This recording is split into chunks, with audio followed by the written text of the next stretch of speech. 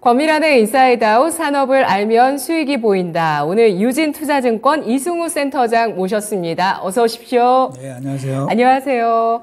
요즘 증시가 요동치면서 상반기 정말 엄청난 랠리를 달렸었던 배터리주의 변동성이 굉장히 커져 있는 모습이고요. 조정도 좀 많이 받았습니다. 이런 가운데 이러면서 이제 또 반도체와 여러 가지 또 섹터로 시선이 분산되고 있는 모습인데요. 오늘 국내외 산업 가운데서 반도체 산업의 기업 분석, 센터장님께서 그동안 이 반도체 산업만 분석하신 지가 어느 정도 되셨죠? 반도체 산업만 한 것은 아니지만 네. 반도체를 처음 맡은 거는 제가 99년 말부터 시작을 했던 것 같습니다. 네.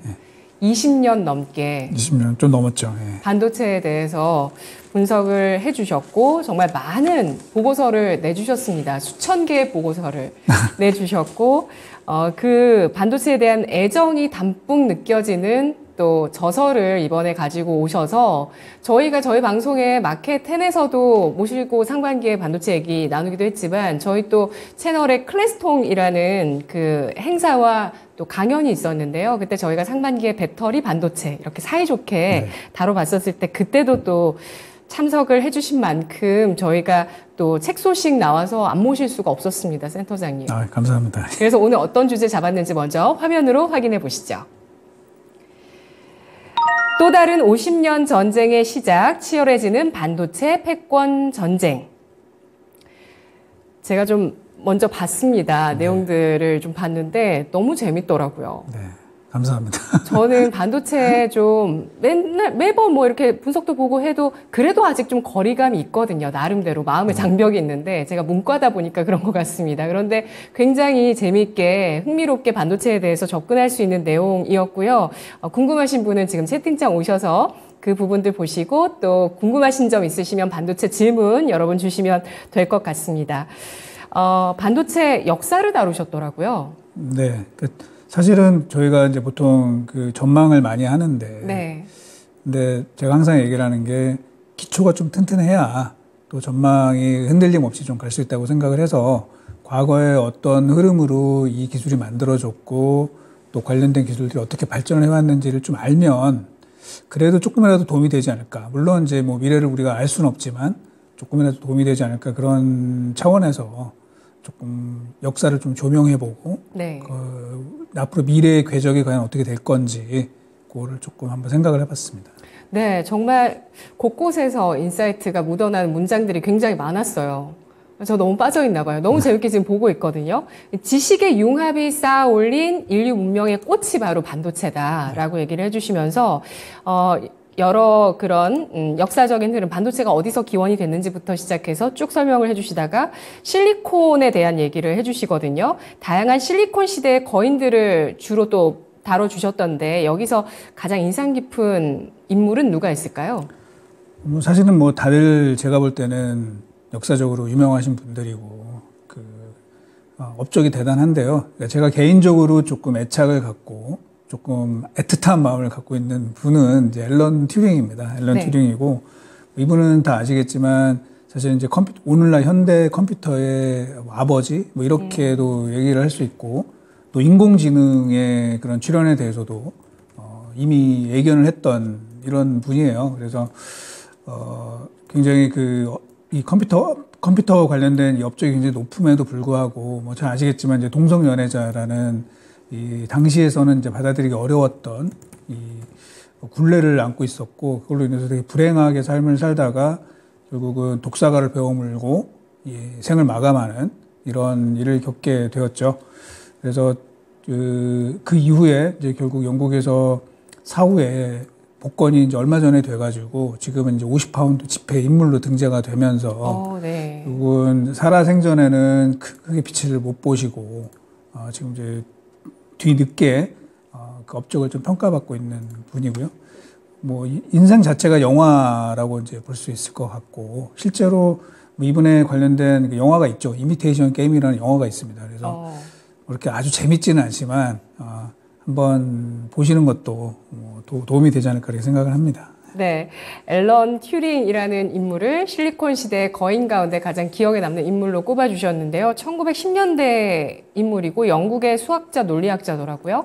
예, 컴퓨터 공학의 이론적 토대를 만든 사람. 그렇습니다. 예. 우리나라도 컴퓨터 공학이라는 과가 처음 생긴 게 1980년대로 알고 있거든요. 네. 예, 그러면서 이제 반도체로 우리나라가 이렇게 큰 성장을 거두게 됐는데요. 우리나라에도 반도체 산업에 획을 그으신 분들이 많이 계실 텐데, 우리나라 반도체 개척자들은 누가 있을까요? 의외로 굉장히 많습니다, 사실은. 1960년대에 이제 강대원 박사라는 분이 미국에서 오늘날 반도체 기술의 가장 중요한 기술적인 방식이라고 할 수 있는 머스펫 반도체를 처음으로 개발하신 분이세요. 그거를 뭐 이론적인 게 아니라 실제로 구현해낸 분이라서 굉장히 높게 평가를 받으시는 분이고요. 그리고 또 이제 이름이 비슷한데 강기동 박사라는 분이 계십니다. 이분은 한국 최초로 전공정 공장을 처음 셋업을 했죠. 한국 반도체라는 회사라는 이름으로 전공정 회사를 만들었고요. 이게 이제 사실은 오늘날 뭐 약간 우여곡절은 있지만 삼성전자의 토대가 되었던 회사예요. 네. 그렇게 좀 볼 수 있습니다. 그래서 이 두 분을 엔지니어 쪽에서는 좀 꼽고 싶고요. 비즈니스적으로는 뭐 당연히 이병철 회장님과 그다음에 이건희 회장님을 꼽을 수밖에 없습니다. 예. 결국은 한국의 반도체 신화를 만든 두 분으로 지금 볼 수 있고요. 네. 또 한 명을 꼽자면은 안암반도체로 이제 알려져 있는데 사실은 안암반도체 지금은 사라졌지만 안암반도체의 미국 법인이 엠코 테크놀로지라는 회사로 현재 나스닥에 상장이 되어 있거든요. 그래서 엠코 테크놀로지를 만들었던 김주진 회장도 되게 중요한 인물이 아닐까 생각을 합니다. 참고로 엠코 테크놀로지는 후공정 분야, 오사트라고 하는 후공정 분야에서 대만의 ASE 다음 세계 2위 업체로 현재 남아 있습니다. 사실은 그 회사가 미국 회사지만 그 뿌리는 한국의 안암 반도체에서 시작을 했다. 그런 의미에서 좀 의미가 있다고 생각을 합니다. 네. 이렇게 인물들을 꼽다 보니까 또 전신의 어떤 반도체 관련한 전신 기업들 이름까지 나오게 되는데요. 정말 우리나라 경제에 있어서는 반도체 신화가 없었으면 오늘날의 우리나라가 있었을까라는 생각이 들 만큼 엄청난 큰 획입니다. 그래서 각종 기관에서도 20세기 한국의 경제사의 최고의 명장면 가운데 하나로 꼽히는 것이 바로 말씀해 주신 인물 가운데서 이병철 전 삼성전자 회장의 도쿄 선언이 있습니다. 네. 1983년 2월에 삼성의 디램 사업의 진출을 공식화한 선언이었고요. 그 결과로 64K 디램 개발에 성공했다고 합니다. 한국 반도체가 전 세계적인 영향력을 끼치는 데 있어서 시작점이 됐던 이 사건에 대해서 좀 알아볼까요? 조금 설명을 드리자면은 네. 사실은 이병철 회장님이 이거 많이 이제 언론에 나왔던 이야기인데요.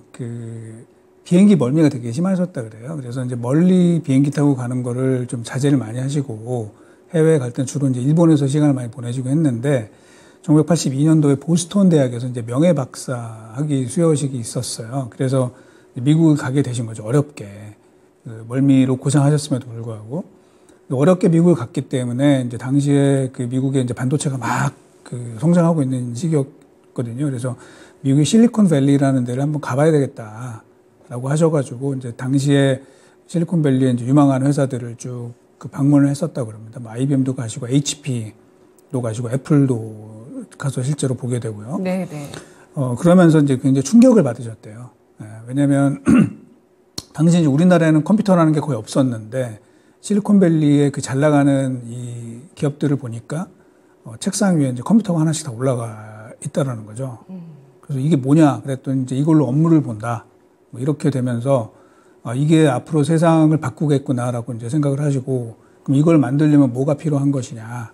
그랬더니 이제 반도체라고 이제 답이 돌아온 거죠. 그래서 돌아오시는 길에 사실은 삼성이 그 전에 반도체를 살짝 하고 있었거든요. 네. 그러니까 이병철 회장이 한국 반도체를 인수를 해서 삼성 반도체라는 이름으로 회사를 하고 있었는데 왜 이건희 뭐 자신의 아들인 이건희가 그렇게 반도체에 집착을 했는지 그때 이병철 회장이 돌아오는 길에 깨닫게 되시고 굉장히 고민을 많이 하셨대요. 그래서 우리가 그런 반도체로 미국을 넘어설 수 있는 방법이 무엇이냐 이런 방안을 마련해라 라고 지시를 하셨고, 그 작업이 이제 이루어졌죠. 그리고 그걸 가지고, 일본에 가서 휴식을 취하시면서 연말을 보내시면서 그 구상을 한 거죠. 어떻게 하면 우리가, 일본을 넘어설 수 있는 그 기술을 마련할 수 있는 것인지. 그러면서 그 장고의 시간을 보내시고 나서, 중앙일보 홍진기 회장의 전화를 걸어서, 삼성이 반도체 사업에 공식적으로 진출을 한다. 그러면서 이제 D램 사업 진출을 공식화했죠. 당시에 다들 아시겠지만 이제 대부분의 언론이나 연구소, 그다음에 심지어는 삼성 내부에서도 반대가 되게 심했다 그래요. 네, 반대가 심했는데 이병철 회장은 이미 구상이 다 끝나 있었죠. 그래서 결국은 그 이병철 회장의 인사이트, 이게 이제 오늘날 한국 반도체의 토대를 닦았다, 이렇게 말씀드릴 수 있을 것 같습니다. 내부에서 반대를 했던 건 자본이 많이 들어서였을까요? 그렇습니다. 예, 워낙 그 투하 자본이 많고 여기서 만약에 실패할 경우에는 삼성이 되게 휘청거릴 수 있다, 이렇게 좀 봤었고요. 사실 당시에 국내에 이제 그 공무원들도 안 믿었다 그러죠. 이게 과연 되겠냐, 쉽지 않을 것이다라고 봤었는데, 놀랍게도 1년 만에 삼성이 64K D램을 양산에 성공을 합니다. 예, 그러면서 전 세계가 경악을 했고, 우리 뭐 담당 이제 공무원들, 뭐 산업부에 계신 공무원들도 이제 그때 거의 충격을 받을 정도로 감동을 받았다고 해요. 이제 그러면서 전폭적인 지원이 이루어지게 되면서 우리가 좀 빠르게 그 궤도에 올라가는 이런 길이 열리게 되었던 것 같습니다. 네, 정말 빠른 변화에 과감한 결단까지 더해지면서 이 반도체 신화가 시작됐다고 보실 수가 있는데요. 2023년 올해가 도쿄선언이 있은 지 딱 40주년이 되는 해고요. 또 이때 센터장님 저서까지 나와서 너무 잘 됐다라는 생각도 또 함께 드는데, 올해가 가기 전에 그 의미를 또 한번 다뤄봐도 좋을 것 같습니다. 지금 세계 반도체 시장이 미국과 중국의 패권 다툼으로 경쟁, 특히 기술 경쟁, 자원 경쟁 이어지고 있는 상황인데요. 미국과 중국의 반도체 패권 다툼, 도쿄 선언 40주년으로 비춰봤을 때 한국 반도체가 나아가야 할 길에 대한 해안 알 수 있을까요? 지금 그 전 세계가 이제 갈라서고 있는 그런 상황이잖아요. 그래서 더 이상 우리가 그동안 한 30년간 노려왔던 자유무역 체제가 상당히 위협받고 있습니다. 그러면서 결국은 이제 뭐냐면은 더 이상 그동안에 그 반도체 산업을 지탱해왔던 글로벌 밸류체인, GVC라고 하는 글로벌 밸류체인이 더 이상 작동하지 않을 것 같습니다. 그러면 결국에는 뭐냐면은, 믿을 건 이제 우리 자신밖에 없다는 거죠. 그 각자 도생의 시대로 들어갈 가능성이 있고요. 우리가 이제 어느 편에 서야 되느냐, 뭐 이런 질문들을 많이 하시는데, 사실은 어느 편에 선다는 건 말이 안 돼요. 누구도 우리나라 편은 아닌 거죠. 다 자기네 나라 중심의 그런 정책을 펼 수밖에 없기 때문에 결국은 우리는 우리 스스로 실력을 더 키우는 게 되게 중요하다라고 말씀을 드릴 수밖에 없고요. 그런 측면에서 이제 반도체 그동안 잘하고 있지만 좀 우리가 부족한 부분들이 있습니다. 그 부분들을 어떻게 빠르게 경쟁력을 갖춰나가느냐가 굉장히 중요할 것 같습니다. 네. 미중 경쟁 지금 패권 다툼으로 이어지고 있습니다. 근데 이게 뭐 필연적인 결과잖아요. 이제 미국이 패권을 정말 거의 100년 가까이 이어가고 있는 가운데 중국이 이만큼 큰 성장을 거뒀습니다. 그런데 처음부터 이들이 이렇게 갈라서는 패권 다툼을 벌인 건 아니고 협력하는 시기가 있었습니다. 네. 그러면서 사실 2000년대에 또 우리나라도 큰 호황을 겪기도 했었는데요. 닉슨 독트린 선언과 천안문 사태 이후에 중국이 WTO에 가입하게 되는 때까지 이때 이제 미중의 관계 변화들이 있었는데 이때 어떤 시기였나요? 뭐 앞부분은 말씀을 해주셨는데 결국은 2001년도에 그 중국이 WTO에 가입을 하게 되면서 이제 경제가 급성장을 하게 된 거죠. 그런데 이제 그때 또 하나 중요한 사건이 있었는데 다 아시겠지만 이제 9.11 사태가 벌어지게 됩니다. 네. 중국의 급성장에 대해서 미국에는 이미 그때 당시에 그 경계감이 많이 나타났었죠. 중국을 여기서 그냥 둘 경우에는 뭐 제2의 소련, 제2의 일본이 될 수 있다라고 생각을 했었는데 9.11 사태가 나면서 이제 미국의 그런 뭐 견제 심리 뭐 이런 것들이 좀 제대로 작동을 하지 못하게 됐었습니다. 그러면서 9.11 사태 이후에 이제 미국이 중동 전쟁으로 굉장히 많은 국력을 소진하게 되죠. 국력을 소진하게 됐고 그 와중에 미국 경기가 안 좋아지게 되니까 결국은 돈을 풀어서 금리를 낮추고 돈을 풀어서 부동산을 부양하는 이런 정책으로 갔다가 그게 결국에는 미국의 금융위기로 전이가 되었죠. 이제 그러면서 미국의 국력이 굉장히 휘청하는 상황에서 이제 중국은 오히려 더 고공행진을 하게 됐고요. 그러면서 이제 트럼프가 들어오게 되고 이제 더 이상은 막을 수 없는 상황이 됐기 때문에 이제 네. 무역 전쟁, 관세 전쟁으로 시작을 했고 그게 바이든 정부로 오게 되면서 이제 패권 그리고 기술 전쟁으로 더 심화되고 있는 그런 국면으로 보고 있습니다. 네, 그 패권 전쟁 가운데서 그 중요한 기술로 반도체가 부각이 되고 있는 상황이고 여기에서 우리가 각자 도생의 길을 갈 수밖에 없는 그런 운명인데요.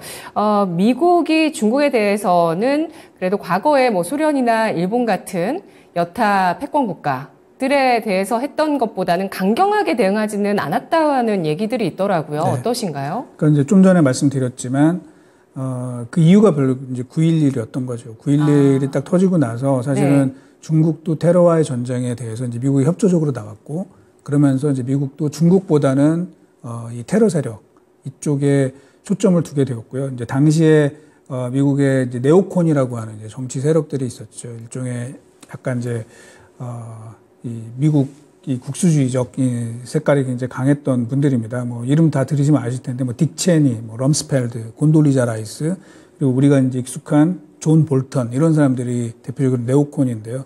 이제 이들이 사실은 이제 미국의 이 뭐라 그럴까 이 군수 이 산업체랑 같이 합쳐져 가지고 결국은 전쟁을 좀 장기화했던 게 중국을 견제하는 그 타이밍을 실패한 그 결과가 됐고 그게 이제 오늘날에 중국을 더 키워준 그런 부분이 아니었나라고 생각을 할 수 있을 것 같습니다. 네, 지난 2012년, 10여 년 전에 중국의 GDP가 미국의 50%를 넘어서기 시작했습니다. 9.12 테러라는 이 사건이 중국한테는 또 큰 기회를 역으로 또 간접적으로 제공하는 효과가 있었다는 걸 또 알 수 있었고요. 2012년을 넘어서면서 중국의 GDP는 미국의 50%를 넘어서기 시작했고 테크놀로지 분야까지도 좀 부각이 됐는데 중국에서 반도체를 키우기 위해서 여러 정책들을 폈거든요. 지금 성장 속도는 어느 정도로 평가하실까요?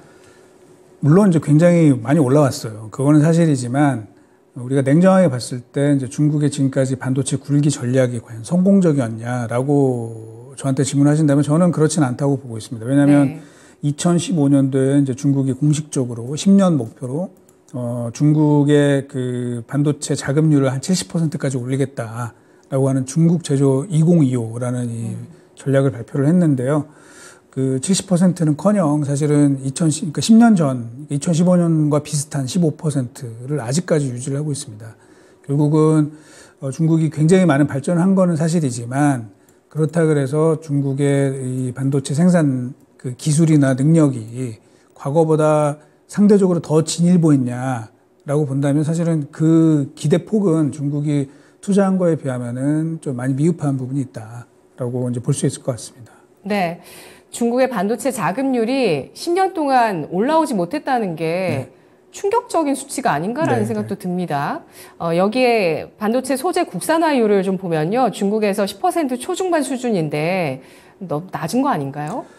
그렇습니다. 그러니까 지금 사실 중국이 원래 중국 반도체 굴기의 목표는 그래서 중국 내에서의 반도체 생산을 늘리고 그다음에 거기에 뭐 일부 그 여러 가지 기술들을 이제 뭐 자급자족을 일부 하겠다는 건데 그게 쉽지가 않다라고 판단이 됐고 그러다 보니까 최근에는 전략이 좀 바뀌었습니다. 전략이 좀 바뀌어서 반도체 생산을 지금 당장 늘리는 것보다는 이 소부장을 강화하는 쪽으로 가야 되겠다라고 크게 전략을 바꿨고요. 그래서 굉장히 많은 중국의 업체들이 지금 주식시장이나 또는 이 지방정부의 도움을 받아서 자금을 굉장히 많이 확보를 하고 있습니다. 그래서 앞으로 저희가 봐야 될 거는 이제 당연히 중국의 소부장 이 전략이 어떻게 되는지를 좀 지켜봐야 될 것 같습니다. 네. 거기서 뭔가 전향적인 조치가 나오면서 발전이 나올 가능성도 있다고 보시는 거네요? 뭐 당연히 그게 실제 지금 주가에 반영이 많이 됐고요. 그래서 놀랍게도 중국의 반도체 기업들의 시가총액이 한국 반도체 시가총액보다 훨씬 큽니다. 굉장히 많은 업체들이 상장이 되어 있고 그 회사들은 밸류에이션이 굉장히 높아요. 굉장히 높다 보니까 장비 업체를 보더라도 뭐 국내는 지금 최근에 주가가 이제 많이 오른 한미 반도체가 시가총액 한 5조 원 내외가 되는데 중국에는 시가총액 한 30조 원 되는 반도체 장비 회사가 이미 지금 있을 정도로 그런 기대감들이 많이 반영이 되어 있다고 볼 수 있습니다. 네. 우리나라는 2019년에 일본과 마찰로 인해서 소부장 쪽에서 또 수출 금지 조치가 있으면서 또 나름대로의 또 자립도를 높이기 위한 움직임들도 나오는 모습이었고요. 중국 쪽에서는 또 어떤 반도체 소부장 정책으로 인해서 또 앞으로 스토리가 이어질지 봐야 되겠습니다. 미국과 유럽도 반도체 독자 생산을 위한 대규모 투자 계획을 발표하면서 각자 도생의 시대로 그야말로 접어들었다고 볼 수 있을 텐데요. 더욱더 치열해지는 반도체 전쟁, 앞으로 양상 어떻게 전망하실까요? 각자 도생이죠. 네, 한마디로 딱 각자 도생이 될 것 같고. 중요한 게 뭘까요? 자본력인가요? 기술력인가요? 결국은 믿을 거는 이제 기술력이죠. 기술력이고. 예. 이 세계에서 이제 물론 이제 뭐 두 개의 큰 세력으로 쪼개졌다고는 하지만 그리고 뭐 칩스4 뭐 이런 여러 가지 그리고 연합전선 뭐 이렇게 나오기는 하지만 그게 쉽지가 않습니다. 왜냐하면 각 나라마다 다 이해관계가 다르거든요. 미국이 생각하는 반도체 연합, 그리고 대만이 생각하는 반도체 연합, 또 일본의 반도체 소부장 업체들이 생각하는 연합, 또 한국이 생각하는 이 그림이 다 다르기 때문에 뭐 어디 편에 우리가 붙는다 이런 거라기보다는 결국은 믿을 수 있는 건 이제 기술력밖에 없습니다. 그러면은 기술력을 강화하기 위해서 뭘 해야 되느냐? 뭐 당연히 사실은 이제 많은 엔지니어들을 배출을 해야 되는 부분도 있고요. 사실 이거는 굉장히 중요한 이슈입니다. 예를 들면 교육제도라든지 뭐 이런 것까지 관련, 심지어는 사실은 이제 이런 문제가 최근에 조금 민감한 부분이긴 하지만 의대 정원 확대 뭐 이런 거랑도 사실 맞물려서 저희가 크게 봐야 되는 부분이 있을 것 같고요. 또 하나는 그 소부장 업체들이 사실은 되게 스펙트럼이 다양하거든요. 그럼 그 중에서 하이테크를 하는 데들도 있고 또 약간 로우테크를 하는 데도 있습니다. 그러면 거기에 맞는 인력 지원을 과연 어떻게 해야 되는지 이런 것들에 대한 되게 심도 있고 현장의 목소리를 듣는 그런 정책이 좀 반영될 필요가 있다고 생각을 합니다. 네, 그렇습니다. 이 반도체 패권 다툼에서 뭐 기술력이라고 얘기해 주셨지만 교육까지 언급해 주신 걸 보면은 이 반도체에 대한 전반적인 밸류체인에 대한 재정비가 필요한 시기라는 말씀이시네요. 예. 그리고, 이 반도체를 두고 패권 다툼을 할 수밖에 없는 것이 다가오는 AI 시대 때문이 아닐까라는 생각이 듭니다. 뭐, 어제 저희 방송 시간에도 그런 얘기를 했습니다. 앞서서 애플의 아이폰이 처음 나왔을 때 혁신, 그리고 테슬라가 전기차를 내놓았을 때 혁신, 그 다음 혁신이 지금 AI다. 이런 얘기를 할 정도인데요. 2020년 엔비디아의 멜라녹스 인수 사건을 통해서 반도체 산업이 AI 발전에 어떻게 대응하고 있는지 확인해 볼까요? 그 엔비디아가 이제 멜라녹스를 인수한 거가 당시에는 사실 잘 몰랐어요. 근데 이제 이게 지금 와서 보니까 신의 한 수가 됐던 것이고요. 결국은 저희가 AI 반도체를 이야기를 할 때 그 칩의 성능, 연산 속도 이런 것들을 많이 보지만 정말 엔비디아가 강한 거는 이거를 어떻게 네트워킹화하고 소프트웨어적으로 어떻게 이거를 지원하는지가 굉장히 중요할 것 같습니다. 그래서 저희도 마찬가지입니다. AI 반도체 하지만 그것뿐만 아니라 정말 중요한 거는 네트워킹 기술하고 소프트웨어 지원이 굉장히 따라야지만 저희가 시스템 전체를 강화할 수 있게 되는 것이고요. 반도체 하나하나의 성능과 기술도 중요하지만 뭐 저는 이런 표현을 쓰고 있습니다. 시스템 인테그레이션. 이거를 통해서 전체적인 성능을 어떻게 높여 나가는지가 굉장히 중요할 것 같습니다. 시스템 인테그레이션이 SI인가요? 그건 아니고요. 아닌가요? SI는 아니고 같은데. 결국은 우리가 엔비디아를 얘기를 할 때 엔비디아 GPU를 얘기를 할 때 성능이 좋다. 근데 사실은 엔비디아랑 비슷한 성능을 내는 칩들이 굉장히 많아요. AMD의 칩은 오히려 엔비디아보다 칩 성능은 더 우수하다는 평가도 있고 국내에도 특정 목적에 있어서는 엔비디아 성능을 넘어서는 그런 칩들을 설계하는 업체들이 되게 많거든요. 그러니까 설계 기술이 중요하다는 말씀이세요? 아니면 뭐 클라우드 같은 이런 그 설계 기술도 중요하지만 그 사실은 엔비디아 GPU는 수만 개의 GPU가 하나의 데이터 센터에 들어가게 되거든요. 그럼 그 수만 개를 연결을 했을 때 어떻게 최대 성능을 낼 수 있느냐가 중요한 거죠. 예를 들면 그 개별 칩은 뭐 A보다 B가 더 우수하다 하더라도 B 만 개보다 A 만 개가 훨씬 우수할 수가 있거든요. 결국은 그거는 아까 말씀드린 멜라녹스와 같은 이 초고속 네트워킹 기술 그리고 소프트웨어 이게 뒷받침이 돼야지 된다는 것이고, 엔비디아는 이런 시스템 인테그레이션, 어떻게 이거를 그려나가야 될지에 대한 그림이 있고, 그거에 맞춰서 M&A를 진행을 하고 있는 거죠. 그리고 이제 그런 비슷한 회사로 또 꼽을 수 있는 회사가 최근에 브로드컴이라는 회사가 있습니다. 브로드컴이요? 네, 브로드컴도 지금 보시면은 굉장히 전략적인 M&A를 계속 하고 있습니다. 그래서 이 회사도 원래는 통신용 칩 전문 회사였지만 최근 들어서는 네트워킹 그리고 소프트웨어 이런 쪽으로 진행을 많이 하고 있어서 네. 국내 업체들 특히 이제 삼성전자 왜 M&A 안 하냐 이제 이런 그 불만 섞인 이런 질문들도 많이 하시는데 결국은 큰 그림을 그릴 줄 알아야 된다는 거죠. 그래서 어떻게 이 각 분야들을 인테그레이션을 해서 종합적으로 큰 성능을 내는지 여기에 이제 경쟁력이 달려 있다라고 볼 수 있을 것 같습니다. 삼성전자의 인수합병 어느 쪽으로 뉴스가 나올지 아마 좀 기대를 하시는 것 같은데 마지막으로 이제 지금 정말 3분기 실적 시즌에 반도체에 대한 관심이 최고조로 높은 시기가 아닌가라는 생각이 들어요. 투자자분들께 또 센터장님 한 말씀 해주시면서 오늘 시간 마무리하겠습니다.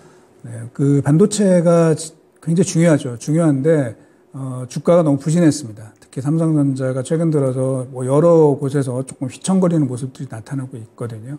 근데 이제 제가 볼 때는 그동안에 잘못된 부분들이 많이 좀 개선이 되고 있는 것 같아요. 그래서 재고 이슈가 이미 피크 아웃을 해서 이제 줄어들기 시작을 하고 있습니다.